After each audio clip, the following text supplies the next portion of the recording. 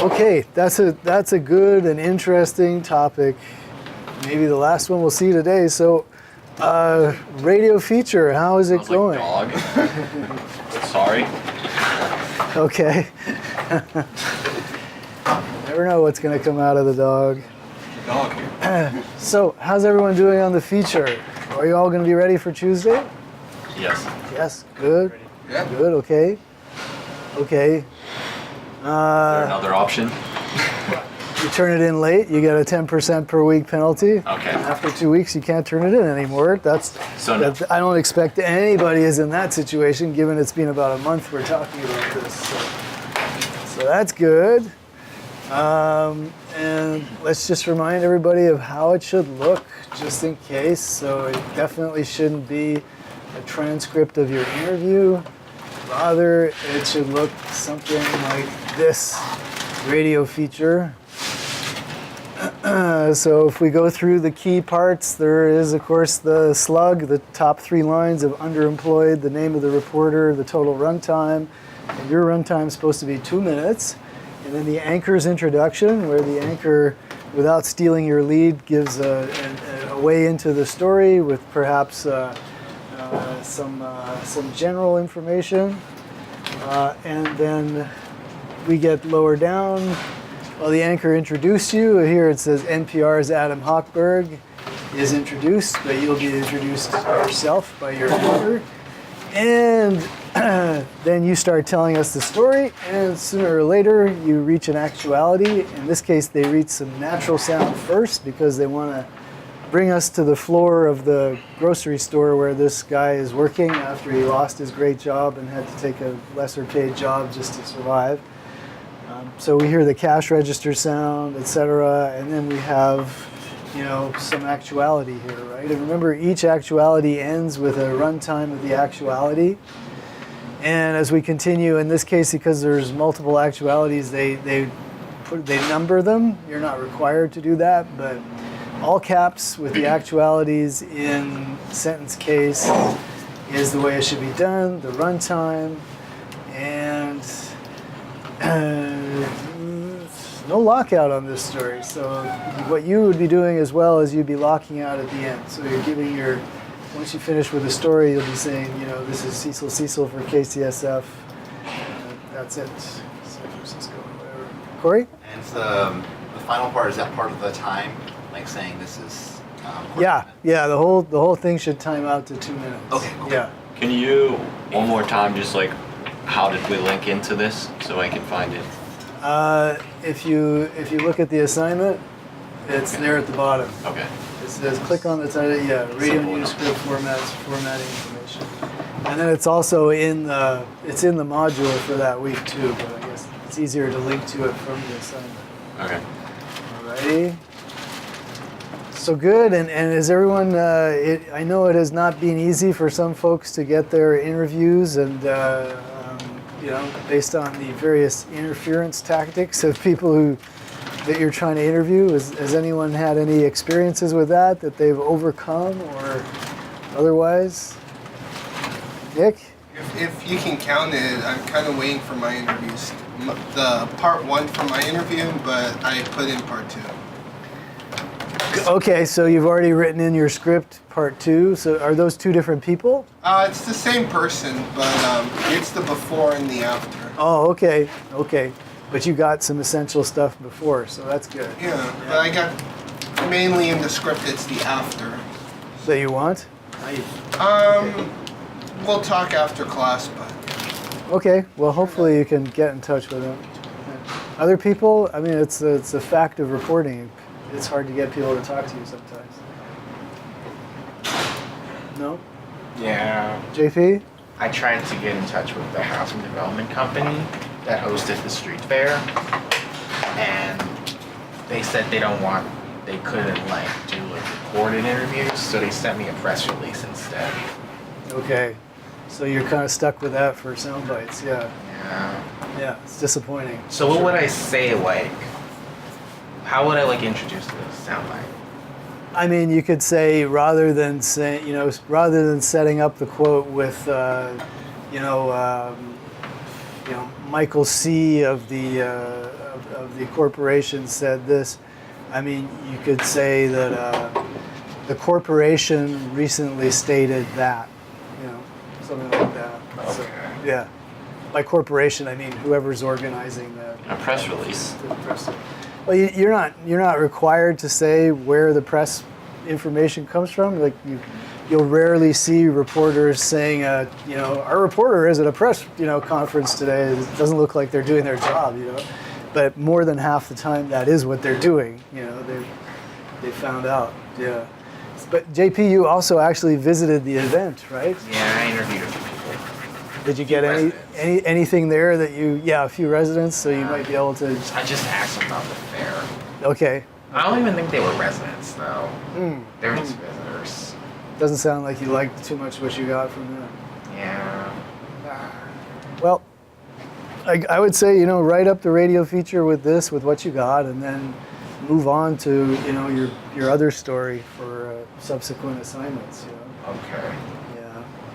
I mean, they just weren't very cooperative. Yeah. Yeah. You know, sometimes when PR people from the company get involved, their job is to make sure everything is presented in the most positive light, and so they can definitely run interference. You know, again, Araceli was talking about this, but I've had experiences too where you know, they wouldn't have the company, even for the most, you know, like educational of purposes, they had to have an HR person on the line listening to everything that was said by the company employee, you know, kind of just like in case you run off with what they've said and do something that they disagree with, they want some kind of record of it, you know. So it's more trouble to deal with. And plus, in our relatively disempowered position as students, or, you know, at the institution of City College, it's not like you're the Chronicle where, you know, if they don't talk to you, that would also appear bad. So they can just like walk away if they want.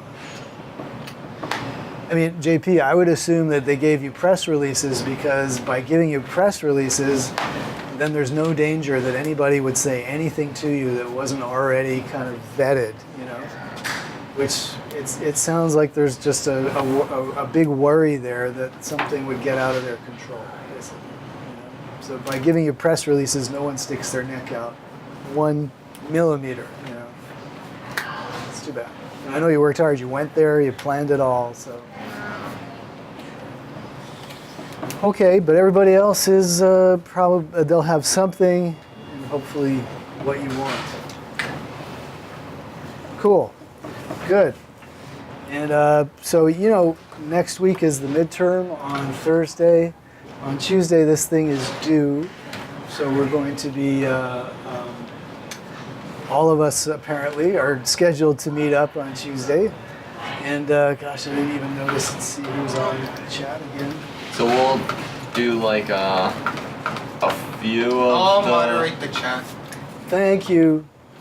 We'll do like a few people's like work, what they have, and then we'll do a review. Yeah. We're not going to read everybody's script, but we'll try to get in as many as we can. And today we can start the review. Whoever is not here, if they're streaming it, or they can watch it in archives. So nothing stops us from starting our review today, basically. And then that way we'll have more time for more stories on. Actually, I did have a question. On Yes, Tuesday, will we be having a study sheet? It's actually up here, and so, well, let me tell you about this exam. It is composed of a lot of the questions that we've already seen in our weekly web quizzes. So it's going to be on chapters 1, 2, 3, 4, 5, 8, and some selections from chapter 10, which is the one on broadcasting, which we sort of stopped halfway through because when we get to the video part, we'll be doing video. Study guide is study those web quizzes. So where are they? We've been doing them after class as much as we can, but if we just look at each week, there's the web quiz. There she is.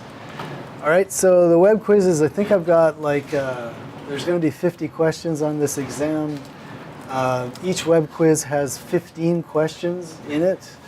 So you'll be facing, maybe 5 or 6 from each of the web quizzes, plus a few that I make up that are related to like the formatting instructions of radio, reader, wrap, and feature, that type of stuff. So I should bring it to 50.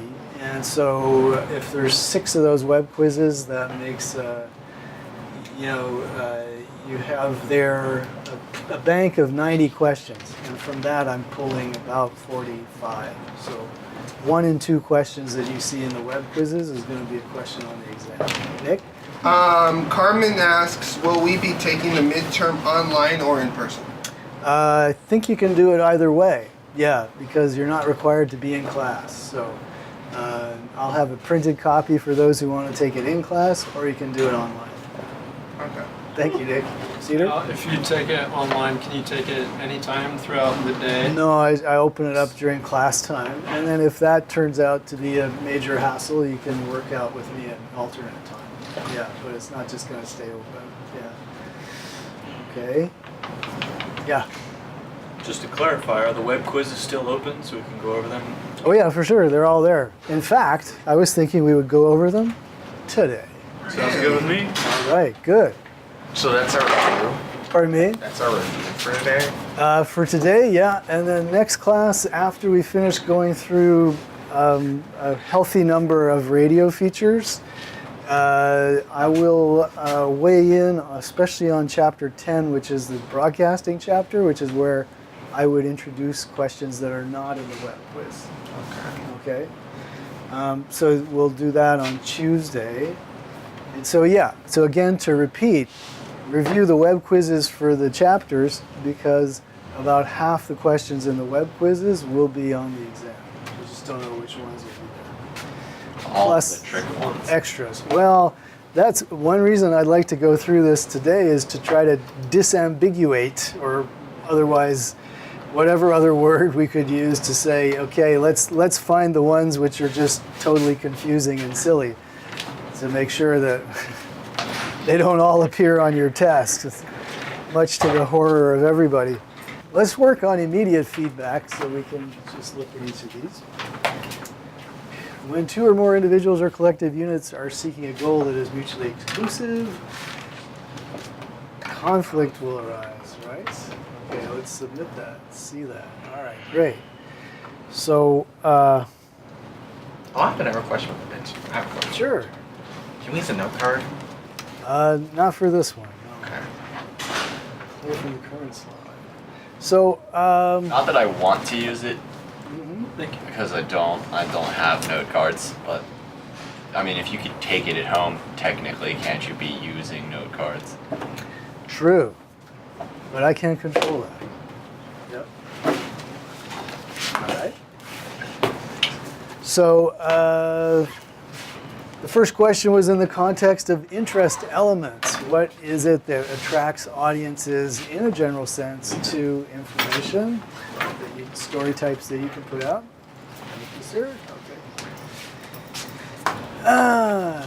Fame, oddity, conflict, immediacy, and impact. So everything seems straightforward. Immediacy refers to like it being proximal, close to people, like something that's happening that influences them. And then impact, how is it going to impact them personally, right? And quantitative and qualitative impacts are possibilities there. So that's why the C in FOCII was conflict. So we're looking at general recipes for what interests readers. The element of something helps you explain how the information you put forth will directly affect the readers. So what did we just say? Impact. Impact, right. There we go. Yes, and that was correct. So we're still working around foci, F-O-C-I-I, reasons that audiences are interested in stuff that you write about. Some kind of perspectives measure the numerical reach of an impact. What would that be? Geographic. Quantitative. Quantitative. Nick. It's numerical would be quantities, quantitative. There you go. Good thing we're reviewing. And something else impacts, examine the severity of the impact. Qualitative, there you go. When we set up an opposition, we make things easier. If it's either A or B, it's a lot easier than 4. Okay. When an audience needs to understand why a story matters to them, this need can be met by... Personal impact. Let's see about that. Try it. Boom. Gotcha. All right, JP. So impact. And I think we've been through the FOCII now. Nick? Actually, question. What will the midterm be? Will it be like multiple choice? Yes. Yep. 50 multiple choice questions. You're right. All right. Gotcha. Not one long essay. I have to read enough essays right now as it is. Any more will just add to the total pile of late work I'm trying to grade. So now exams are multiple choice. Okay, let's see here. Let's move on. I mean, I guess from beyond just getting questions right on the exam, the importance of this chapter is just letting us know you're writing for an audience. So do your best to think of what your audience wants to know and give it to them. Answer their questions, not just your questions. So even if you want to know what the meaning of life is, if your audience doesn't, then it's not a, it's not an interesting topic to them. So you're writing for other people, for their curiosity. That's the overlying message of this thing. So what audiences needs to know how to make them care? Engagement. Can you tell it to me in an interesting way? I'm just trying to work through here so we have a little more information out before we face the next questions. Action. So sometimes they care about stuff they can actually take action on. So engage them, make it interesting, which we can't really do with this type of lecture. And action. What can you do with what we tell you? So those kinds of stories can be good. All right. When an audience needs engagement, this need can be met by... I say B. What do you got? Yeah, Tell tell story in an interesting way. Interest, yeah. Engagement, a question of interest. Gotcha. In order to make audiences care about a story, it is helpful to offer them... Interesting details. Maybe. But based on what we just said, what would be another option? Ways A. to act. I say C. Whoops, sorry. I'm clicking the wrong buttons. Ways to act. But I already had to spend a few hours looking at this again in order to come up with a task. So ways to act. So as we were saying, audiences may be more interested in stories that tell them stuff they can do. You know? Stop eating that type of fish because it'll poison you or something like that. Okay, I can stop eating that fish. You know, write a letter to your congressperson about bump stock. You know, okay, I can do that. Yeah, I'm interested. All right. Well, let's dip back into what? Or this? Oh, come on back. Yes, propose options. The big 3. Focus on the readers. Content is king. Rely on core interest elements. Okay. First chapter. What did we miss here? There's more questions we can go over. Let's do it. We're only halfway. Sometimes there's like true false here, and I'll turn it into multiple choice for the exam. But they're the same topics. So as you go through these, the topics are what you need to know. Demographics commonly include age, gender, race, education, and relationship status. True, right? Every broadcaster knows that. Awesome. People relate well to events that happen far away from them and less to those that happen near them. False. False! Absolutely wrong, right? So that is the, if we're still talking about FOCII, that violates the principle of immediacy, which people are more interested in stuff that's close by. Psychographics allow media professionals to examine an audience based on personality, traits, values, interests, attitudes, to name a few. True. Okay. Good. Really like that, Howard? Okay. One way to approach an audience is to conceptualize its members in a way that makes them more real for you. True or false? True. True. Okay. Right. So when we say, write it as though you were telling your grandma, there we're trying to personify, right?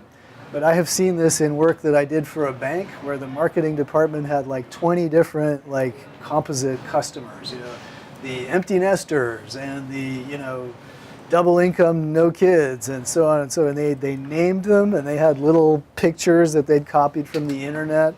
And as they did their various campaigns, they would sit there looking at those profiles and saying, now how would that affect the empty nesters if we, give them an opportunity to like take their savings out a few years in advance, that kind of stuff. So it was interesting to see the degree of personification. The less important the person, the more likely people will pay attention. False. False, of course. F-O-C-I-I starts with F for fame. So that's false. Famous people are more interesting. In the field of media, we ignore rarities and avoid reporting on elements that make them different from everyone. False. That is wrong. That contravenes the O, that people are interested in oddity. They're interested in things that are different.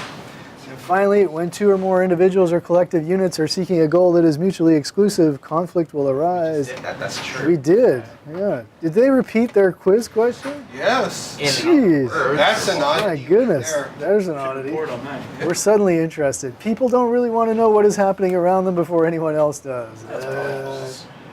Okay, that one's not on the quiz. There we go. 100%. Good for us. Guys.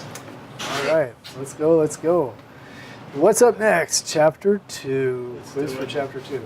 All right, because here I'm following this, right, about the midterm exams. It's Chapter 2. So let's up and let's go here.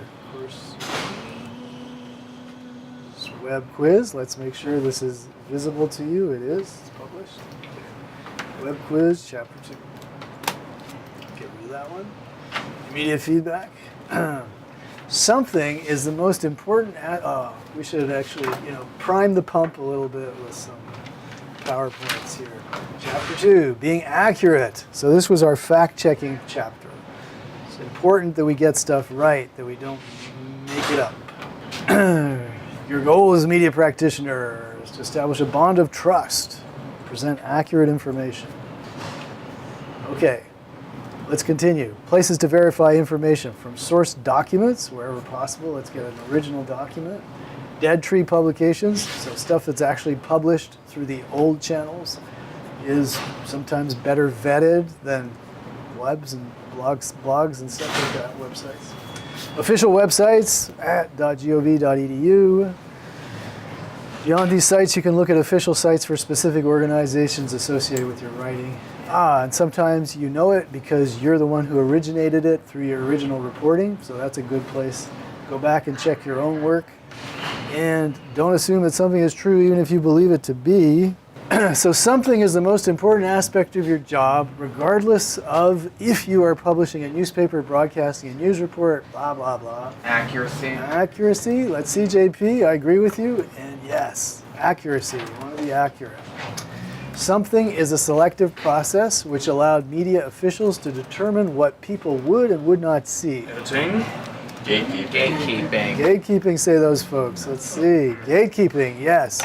Editing was misleading for sure, but gatekeeping refers to old media where the editors would be involved in vetting stories and stuff. And so if you manage to get in the old media, then you've got through a few gatekeepers, but not anymore. Okay, today, something has opened up the floodgates of information, making the job of professional media, and we say the internet, of course, the root of all evil.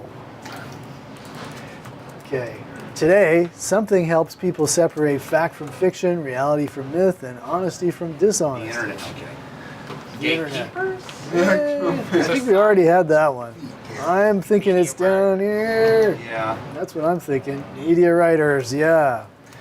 So now why would that not be gatekeepers? Today, something helps people separate fact from fiction, reality from myth, and honesty from Do dishonesty. the gatekeepers only concern themselves with content and media writers check the validity? Perhaps. I could take that as a good rationale. Corey, what do you We're think? asking. Yeah, yeah. Maybe today's day and age there's less gatekeepers because they don't have one person saying, okay, we can't put this out or we can't put this out. There's multiple sources now where different, you can say, okay, let's put this out. They don't have this in their story. Let's run with this one.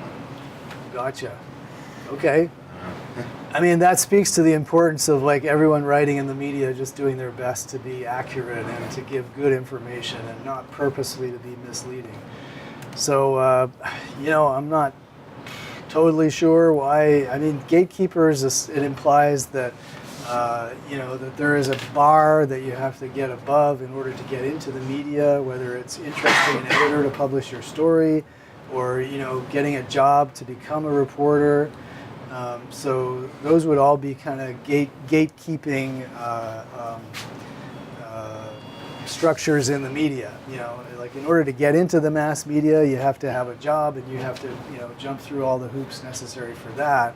Versus to get into user-generated content or citizen, journalism, there are no gatekeepers. You can set yourself up with a blog and start writing. So. I guess media writers is preferable there just because in that context where anybody can write, I guess it would be good to commit to that idea that we help people separate fact from fiction and stuff. Yeah, but are you? This is, yeah, exactly. Most people. I mean, The answer there should be you. You are You? responsible, yeah. Then everyone would get it right. Which wouldn't be a bad thing. How come I can't, there's like no way for me to move around chapters here as well? I guess table of contents probably I can link to. Why media professional? There we go. So gatekeeping was the selection process. Therefore, media writers are important not only as content creators, but as well as tour guides. Your goal as a media practitioner. So I guess the reason why that was the right answer is because that's the way they wrote it up in the textbook, I suppose. However, the right answer there was media writers are supposed to help us figure out the truth from the other stuff, reality from myth. A primary rule to remember about media writing is A, to look up everything you want to include in anything you write. B, to go by memory as much as possible. A. C, okay. Those last three don't sound too palatable, do they? Okay. Actually, That's nice. C. Right. Look up everything you want to include in anything you write.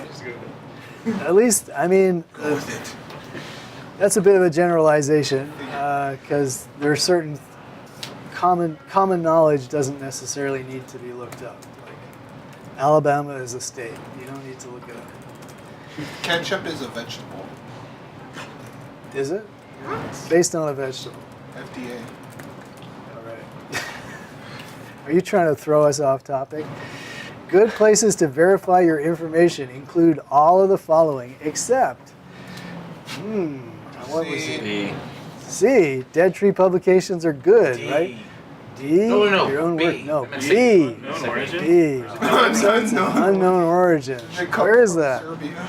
Yeah, we know it comes from Serbia. It must be good. But C, Dead Tree Publications. Let's clarify that because it drew Nick astray for a second. It's that we're talking about books, published books, or published newspapers. So by Dead Tree, they mean it's actually made it onto paper. Someone invested enough money to print and publish it. That's what they mean. So that would be more like old media with plenty of gatekeepers. So websites of unknown origins, watch out. Those are not good. All right. Basic fact checking includes all of the following. Okay, well let's refresh our memories about fact checking. One sec before you jump into everything. A simple fact check can take a significant amount of time if you do it right, and I hope you'll do a little fact checking on your stories. Check spelling. First of all, if you don't know how to spell, then you will not appear credible. And remember, the whole point of accuracy is to maintain your credibility. All right? You can sometimes be wrong. People are, but if you can't spell a sentence right, then they won't think that you're right even when you're right. Okay. So, it's true, right? You also need to do a line-by-line examination of your pieces for words that could be spelled properly but weren't what you meant to write. So that is when I mark up a thing and I say poor word choice, that's what we're talking about. You could have used another word which would have been more precise. And so that's it. Review proper nouns. So here, proper nouns, right, are the names of peoples and organizations. People and organizations. So be sure to go through those. Make sure you got them right, properly spelled, consistently spelled. Like check through your thing and make sure you wrote somebody's name the same way each time, because their spell check won't help you with that, right? And what's the trick if you're doing all caps? What's the trick to make your spell check work for you? Sentence case. Sentence case, right. So first write it in sentence case, then you convert it to all caps once you've done a word check. Because spell check won't work on all caps. So put it all in sentence case, scan it, make sure the spell check says it's okay, and then go back and put it into all caps, the parts that need to be into all caps, right? And just remember your actualities are in sentence case, not the rest of it. Righto. If there's any confusion about the way someone's name is spelled or pronounced, you should have, be able to talk to your source and make sure that it's correct. And checking the document for consistency is like, yes, did you spell brown the same way each time in the script? Looking into numbers, so do the math if you can at all, and just try to figure it out. Where is it? Back up here. Whoa, page up. Looking into numbers. Oh yeah, if someone gives you their name, their age, or if you're writing it into, they say you look them up. It says they're 84 years old. That's not very helpful if the thing is out of date or he's had his next birthday or something. So try to work from actual precise years of date of birth or that kind of thing, so that you don't get fooled by saying someone's 88 and it was written like a year and a half ago and he's actually 90 now or something. So that would be embarrassing for no good reason. Check places. If you're giving directions or something, make sure the directions work out. And check names and place names and stuff against map or directory to make sure that makes sense, right? Because that, again, if someone's telling you a story that happened somewhere and you're likely to cut corners and just go right away and right in the name of a place. It's still C, all right. But we managed to hopefully learn something on the way. All right, good. Next up, when you do basic fact checking, it's important to look into any numbers included in the story. Yeah, that's true. All right, here we go. One way to avoid confusion is to paraphrase a source's quotes as much as possible. True. False. I think we agree. False, right? Yeah, paraphrasing can run you into problems. So it's going to be done all the time, but it doesn't mean to do it all the time.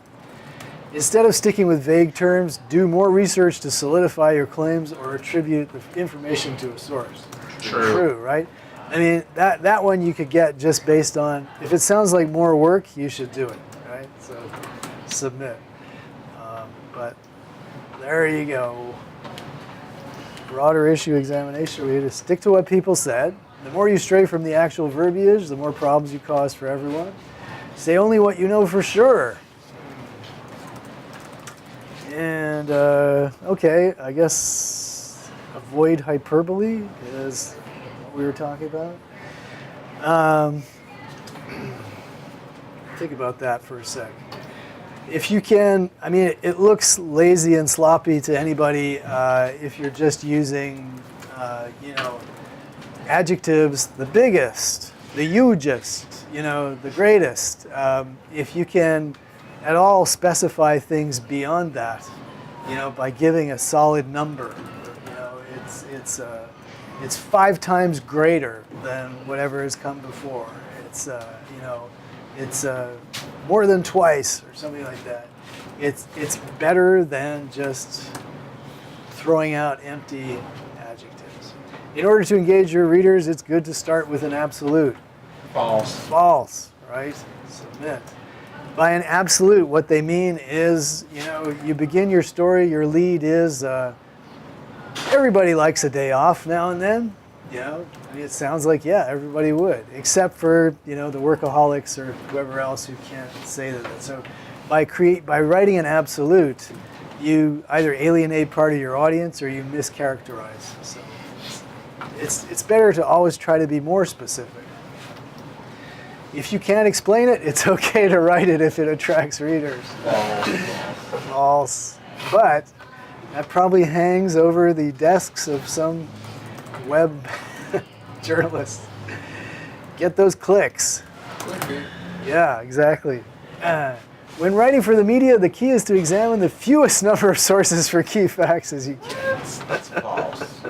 Indeed, yes. Submit. False. Hoaxes and myths. Hoaxes and myths used to be present on the internet in the past, but are now no longer an issue. False. False. There we go. And there are some people who post misinformation and rumors online just for fun. True. True, but don't let it be you. Don't let it be you. All right. 100% again. All right, and let's just see. Any other nuggets of information that might not have been covered there. Find more than one good source, so that's good. We'll be working on getting more sources for our stories, hoaxes and myths. Chapter 3, ooh, grammar, style, and language basics. We're back to the good stuff. Writing the cleanest possible copy should matter a great deal to you because of all the following, except, so A, it enhances trust between writer and reader. That's good. B, it improves understandability. C, consistency helps. D, it's time consuming. All right, we got that one. Let's not waste more time. Sentence structure. You should write using your fanciest style possible. Nope. Clearly and plainly to best reach your readers. I like that. With as much length, on the contrary, as short as you can make it. Using the biggest words? No, you want to use conversational words. Use the big 50-cent words. The 50-cent words, cut them down to 25. Noun, verb, object, the holy trinity of writing. Okay. As you build each sentence, start, this Core. Ooh, JP, very good, at the core. So what is meant by that is that you may have quite a long sentence describing both an action, who's doing it, but also how it was happening with adjectives and adverbs, and maybe another clause, which means like maybe what it caused immediately afterwards and stuff. So you could wind up with some huge long sentence with a lot of observation mixed in with the basic core image of who's doing what. So this is just a reminder that, especially in broadcast where you're trying to write simply and to the point so that people can understand it as they hear it, find the core in the sentence. You know? Even if you've constructed a Frankenstein sentence of craziness, you can go back into it and just figure out who is doing what here and with what, perhaps, or to whom. Who is doing what to whom, or who is doing what with what. So that's the core, and so that's the idea. And if you start there, then you spend less time unraveling all the tortured stuff you write before you revise. Active voice writing is beneficial for all of the following reasons, except, so hang on a sec, active voice means subject, verb, object, right? John kicks the ball, not the ball was kicked by John. So we got it. So what's the advantage of active voice? It is shorter, right? It is clearer, strengthens your sentence, places the object first. That's passive. That's passive, exactly. That's the definition of passive. The ball was kicked by John. Who's kicking? John kicks the ball. So John's the subject, kick is the verb, the ball is the object, it's the thing that he's acting on. So putting the object first would make it a passive sentence. Yeah, exactly. So active sentence is preferable. Something will control the pace and flow of your writing. What would it be? Length of each sentence. Yeah, it comes down to that. Length of each sentence. So remember we talked, your mid to long sentence in broadcast is like 13 to 15 words long. And getting longer than that, you start, but good short sentences are good in their own way as well.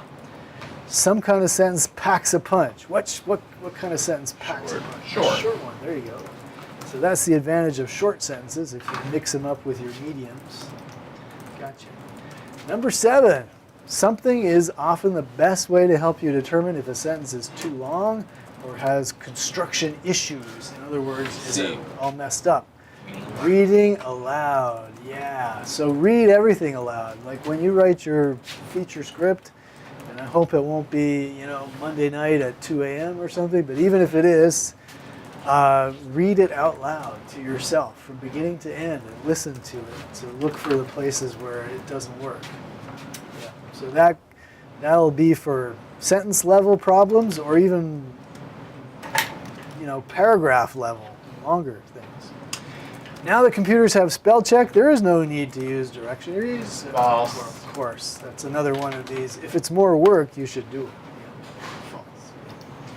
Number 9, write quickly, but edit slowly. True. True. It's one of the maxims, yeah. So, good.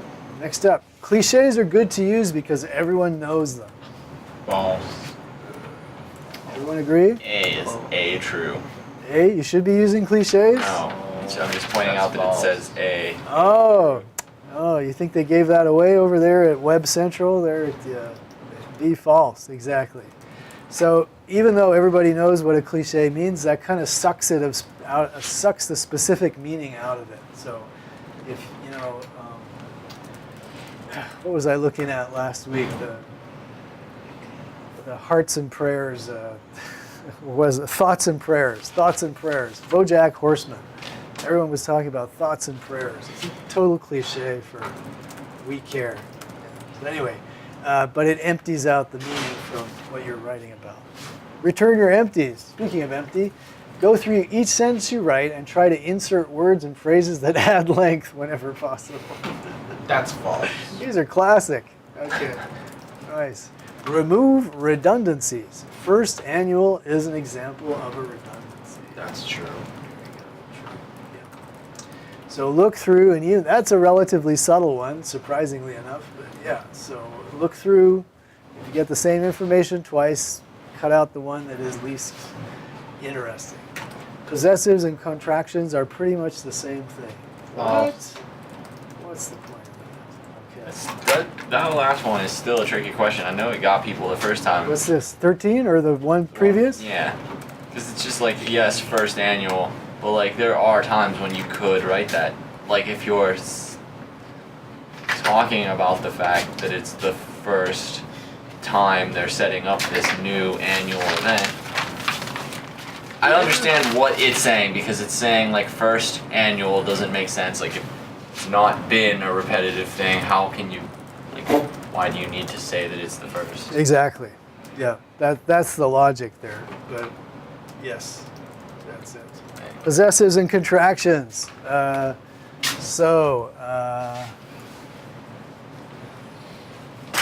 Frank's ball, right? And Frank's crazy. Okay, so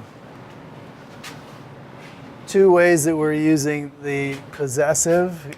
Well, no, here we're using the possessive, right? The ball belongs to Frank.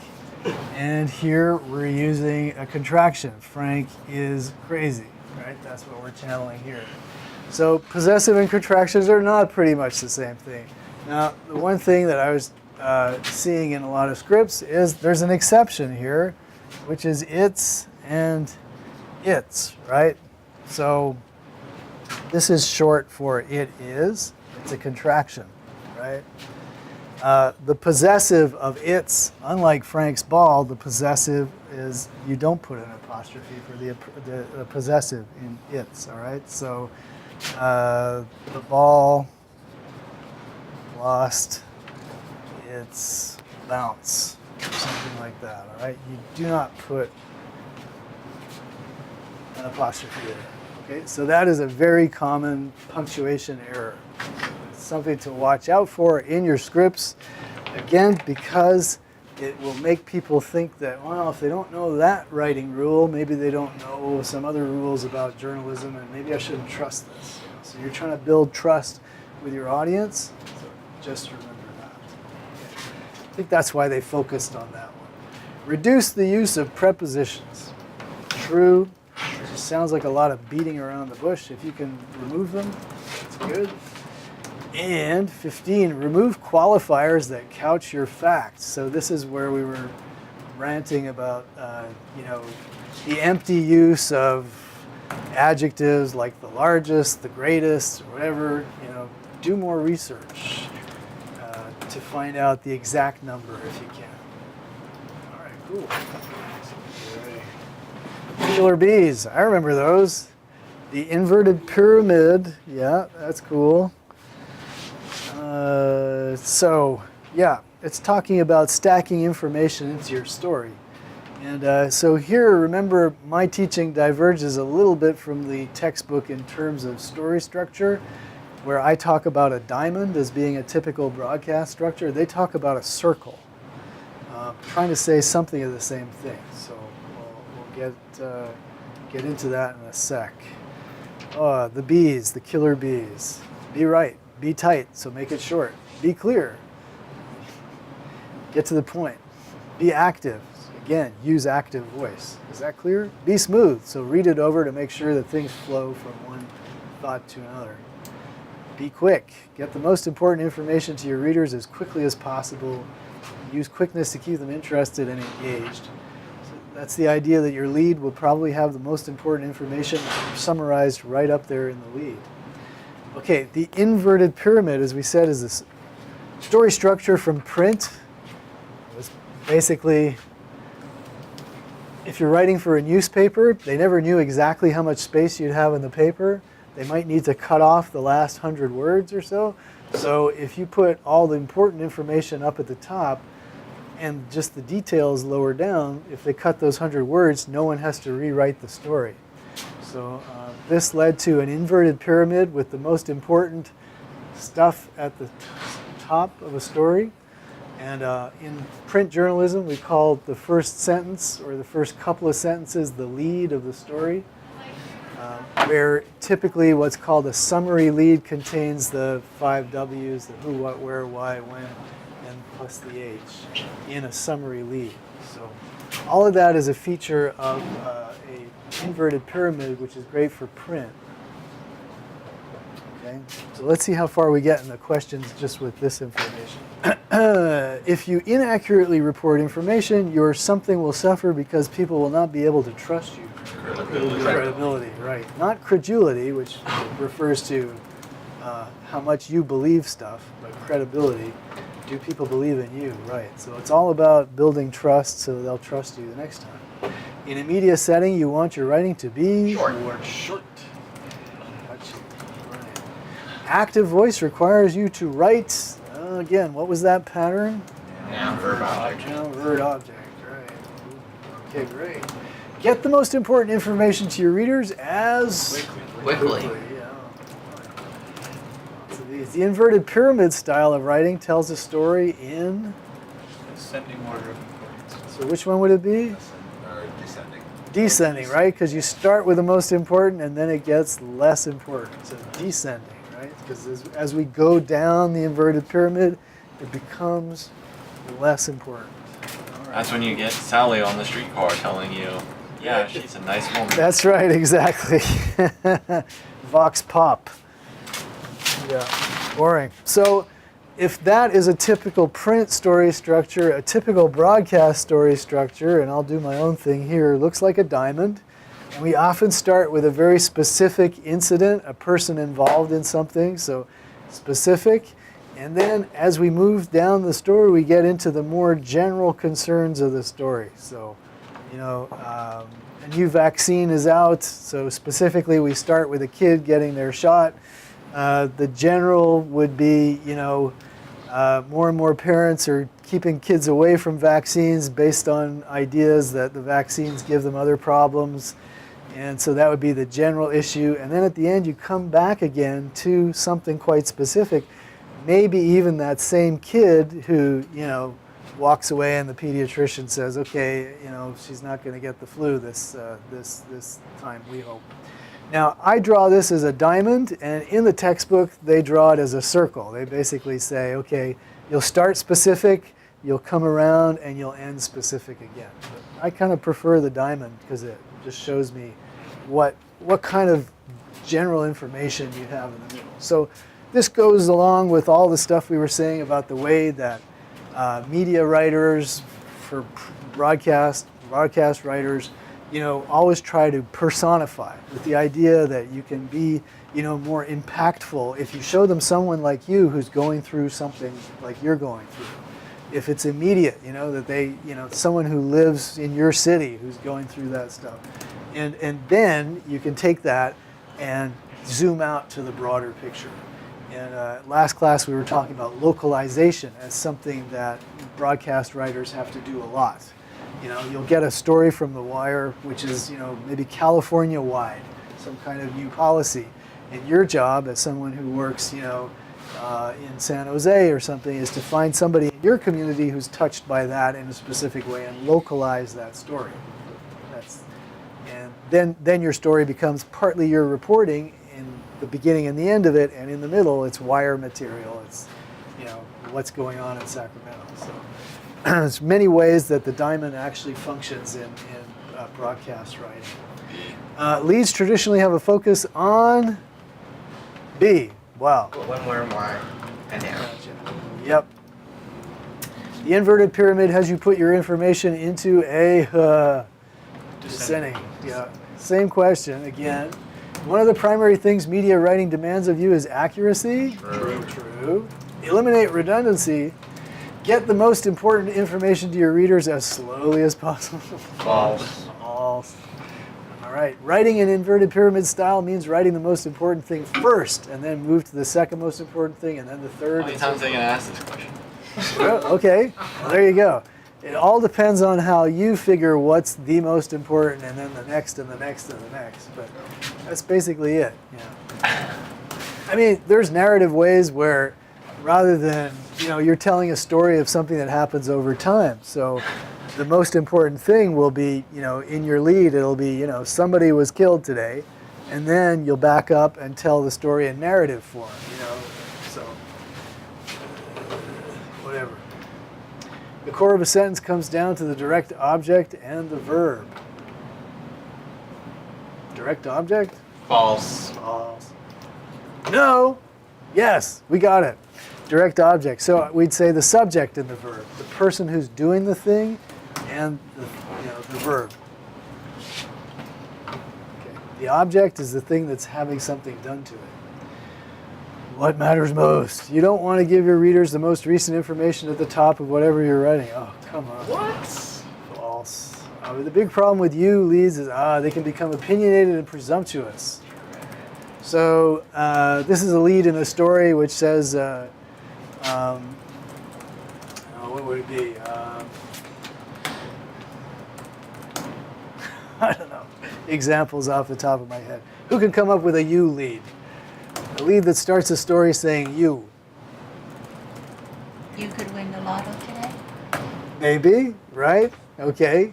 You've always wanted to retire early. Yeah. Well, what if you didn't? Maybe you want to. Maybe you're a workaholic. Yeah. You, in 5 minutes, crossing the street, may be hit by a bus. It's possible. Okay, JP. My lead for my rap was, you may want to plan your trip to Muir Woods early. Okay. That was my lead. That one was pretty innocent, though. That doesn't have the classic you problem. Okay. Yeah. The classic you problem is just that you're presuming that somebody would want to go to Muir Woods, but in your case, you're saying you may want to, because then you're going to say, well, it's all overloaded. So Yeah. that's actually a permissible you. Okay. In general, you don't want to use you too much because you're assuming that your audience is a certain way, and they may not be. So. Question leads are a great way to start a story. Question leads are a totally lazy way to start the story. So, have you ever thought that we pay too much in taxes? And then it's like, that's not really a lead. Okay. So, all right. Was that chapter 4, I hope? Yeah. Okay. This is exciting. Going on for chapter 5. And Before Kyle answers it, let's run over here and open up chapter 5 and see if we can like do a little review here or something so we can all know the answers. Slideshow from the current slide. Boom, boom, boom. Oh gosh. Places to dig. Interview preparation. Beyond simple research, you should approach your interviews understanding both the purpose of your interview, why this source matters to your project, places to dig. Newspapers, company websites, the trade press, which refers to like magazines that are made for specific industries, like radio and records for the music business, or cable and broadcasting for the television business, so on and so forth. Social media, so here you could also find information out about somebody, maybe too much. Other sources, talk to people who know them. All right, so let's see how we can do with just that information there. Still see. I'm getting disoriented. C, you say, many companies provide miniature biographies on their staff. Oh, did I actually members. get that right? No way. You did, but I was just messing around. yeah, no, there you go. It's true though. Biographies. Always guessing. So when you're trying to find something out, you look them up. It's actually like part of like a learning how to cheat a quiz. It's like if you're not sure and like all of the other tactics have failed, they say pick C. Oh, is that right? Because people are more likely to put it there. Ah, well, there you go. Where should we meet? Conducting the interview at your subject's home base is recommended because it can keep them more relaxed and Keep expenses down. come on. Allowing Mason was doing the same thing last class. He was like setting out the absolute wrong answer. Who we got? Observing? Did someone say that? Yeah. You got it. Yeah. That's the idea that you may pick up on some environmental stuff that helps you tell your story if you go there to their place. According to your text, one of the best places to get information about an interview subject is from B. Other people who know your source. They seem to actually put the answers up here too. Okay, that's even better. If all else fails, pick C or look at the top of the page for the answer. Okay, question 4. In approaching a source, either by phone, in person, or through some other means, make sure you display proper manner. All of those answers before D are also. all of the above. Recording your discussion, repurposing the material. If a source says you can't record the interview, what should you try to do? Tell them you're going to do it anyway. Good luck. Tell them that you want to record so you make sure so it helps with your Don't notes. record it. Hey, right? You're trying to reassure them that this is good for them, that you'll actually say what they said. Yeah, exactly.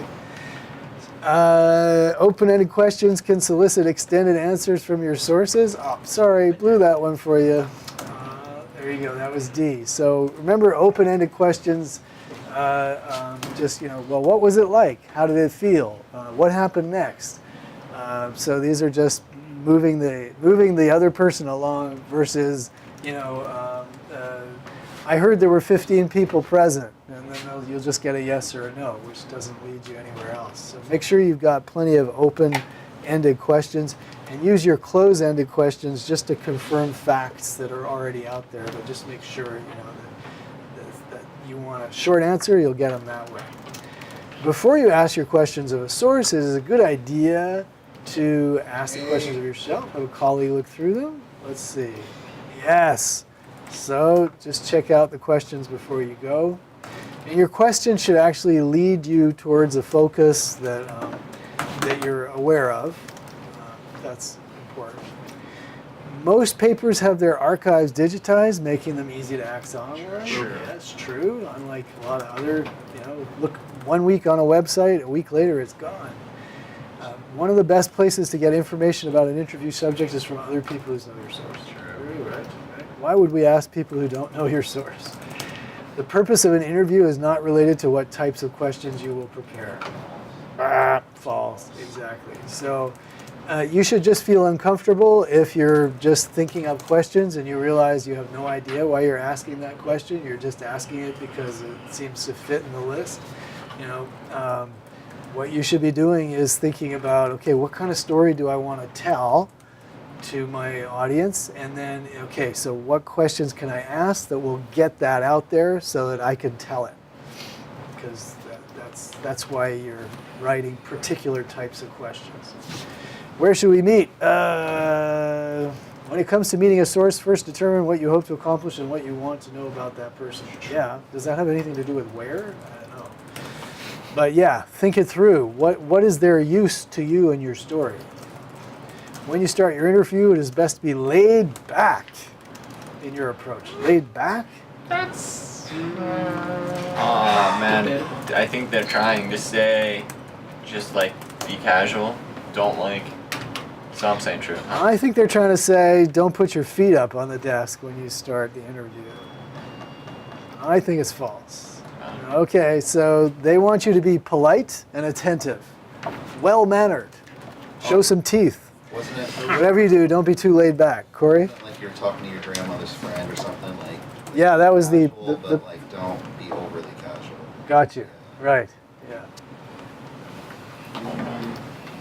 Your source will most likely not have a presence on social media. That's just False. against totally what we said. Everyone's on social media. That's not When true. it- okay, there you go. When it comes to a professional interview, preparation is not essential. False. Ridiculous. So you should know in advance sort of the basics about what they've done, and anything that you can find out in advance is good. In some cases, a person is a big deal in a trade or field, but hasn't gotten a lot of attention in mainstream newspapers or magazines. True. That's true. What's up with that question? I mean, it just seems like an assertion, right?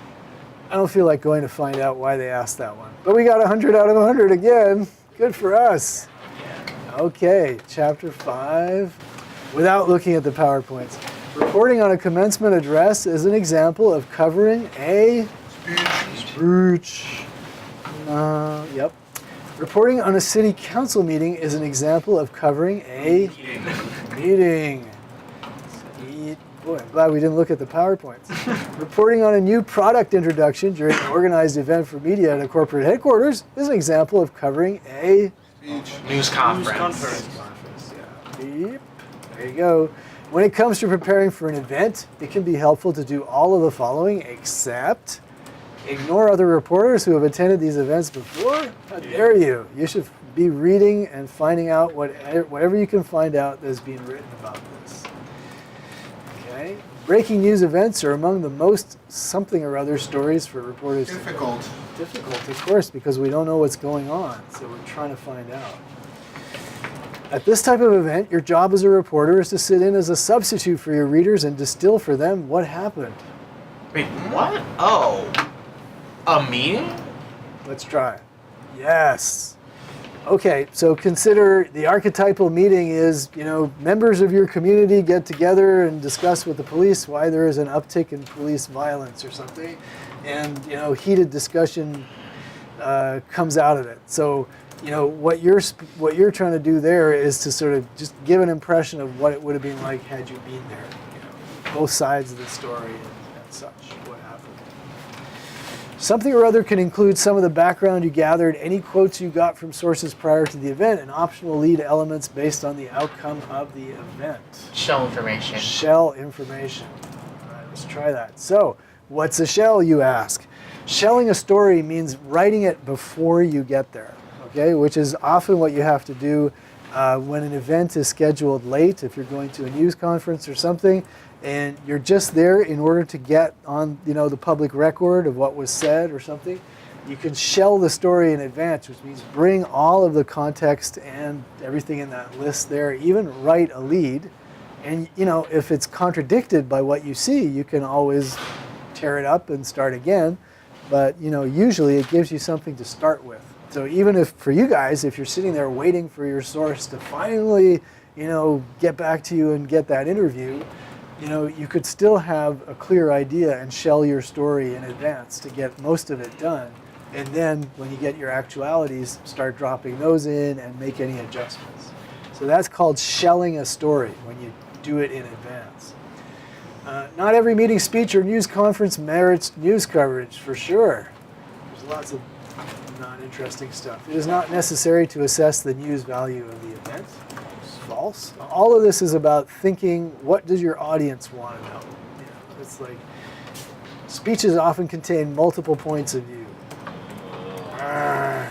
Meetings would, but not speeches, right? An effective speech advances a single coherent point of view for you. Psychographic information. News conferences are not helpful for an organization to disseminate a single message to multiple media outlets in a single moment. Of course, that's false. That's what they're for, you know. Out on the courthouse steps, you know, the defense attorney gets to say why their client was actually exonerated. Do it once, and then that person can run away. Background research does not help you determine what happened at the event and who is involved. Interesting. Background research? I don't know. Determine what will happen at the event and who is involved? True. True. Well, does not help you. actually I'm false. totally confused. It's false. Yeah. Double negative. Okay. The purpose of any event story is to find the most important aspects of what happened and report them to the people who need to know about them. This sounds like a definition of what media writers should do. Look outside the lines. Just because you hadn't planned for these things, it doesn't necessarily follow that they don't matter to your readers. Of course, you see stuff that is happening that's interesting, go. Post-meeting interviews are not helpful. False.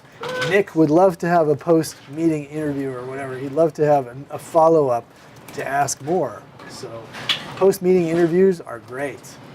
All right, another 100 out of 100. Hey, we're done. So next class, we will listen with pleasure to your radio features and talk about chapter 10.